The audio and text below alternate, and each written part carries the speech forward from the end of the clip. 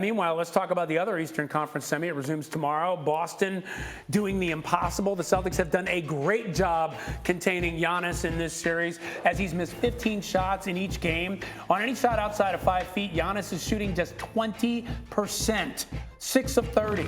The two primary culprits that have been making life difficult for Giannis have been Al Horford and Grant Williams. The two have held him to 32 points on 37 shot attempts.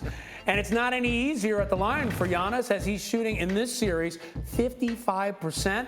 11 of 20 in the regular season, he was shooting 72% from the line. So they are finding a way to contain him. Perhaps the best player on the planet. Monica, you put together some tape to show just how the Celtics are doing. Let's take it to the tape. Now, check this out. It is a little bit similar to what we saw from KD when you look at how many hits Giannis has had to absorb. KD had taken 37 fouls through 4 games, and Giannis has taken 57 through 2 games. But here we go.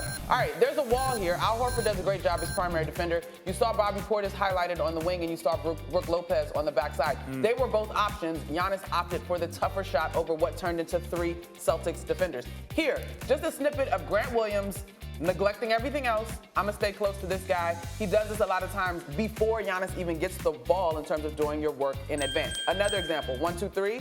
Giannis is in ISO mode, except it's 3 guys in front of you, my dude.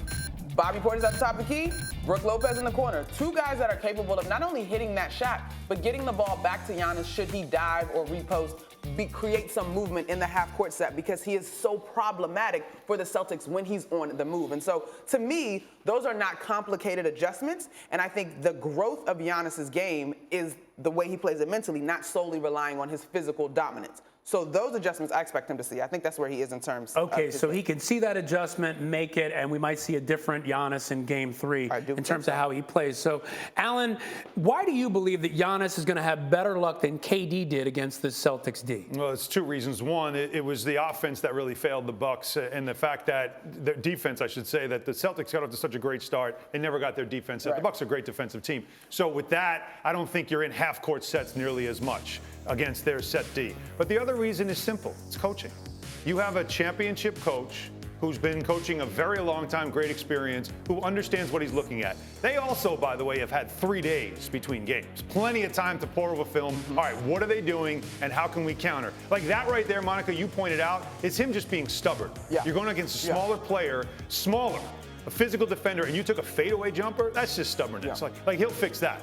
But KD watched film, KD makes adjustments, but KD's alone in that because his coach is Jason Garrett. His coach is a cheerleader. That's what he does. I mean, Steve Nash wasn't really a guy that you're looking at thinking, boy, whatever he's drawing up on that board, that's going to work. Coming out of timeouts, they were brutal. Yeah, it was. But Mike Budenholzer and his crew, they will have a game plan to counter whatever the Celtics are doing. And I'm sure for Udoka, it's going to be the same thing. Okay, now we have to. This is going to be a fun series. I'm looking forward to it. Yeah, I mean, and the depth of the Bucks is going to help Giannis. Like, even in that small sample size of plays that I showed, both of those guys can hit threes, right? Like, Grayson Allen's been great in the playoffs. Pat Connaughton is coming and giving them good minutes. So he's got a supporting cast. He's got to be smarter about using it and picking his spot. And you know, we're talking all about Giannis, but you don't even think he's the most pivotal player in this series. No. You know, this is a huge series for Jayson Tatum, and here's why.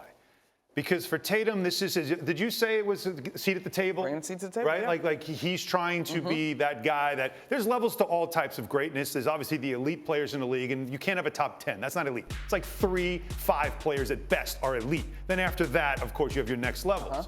He's not in that level yet, but he can get there. That's the table you're talking about. Well, he's already beaten Kevin Durant. There's one pelt on the wall.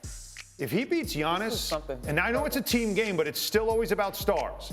If you beat the Bucks and get to the conference finals against Giannis, so now that's another pelt on the wall. You get the Heat or even the Sixers, and it's Embiid or it's Jimmy Butler, there's another pelt on the wall. You get to the finals. You want to get a seat at the table, you've got to have all those pelts on the wall. You've got to be the hunter that comes in and said, I got all the game. I had a coach that used to say, you want a spot, you got to go take it. So Jayson Tatum got to go take it. Yes. All right, we'll see if he can do just that. Thank you for watching ESPN on YouTube. For live streaming sports and premium content, subscribe to ESPN+.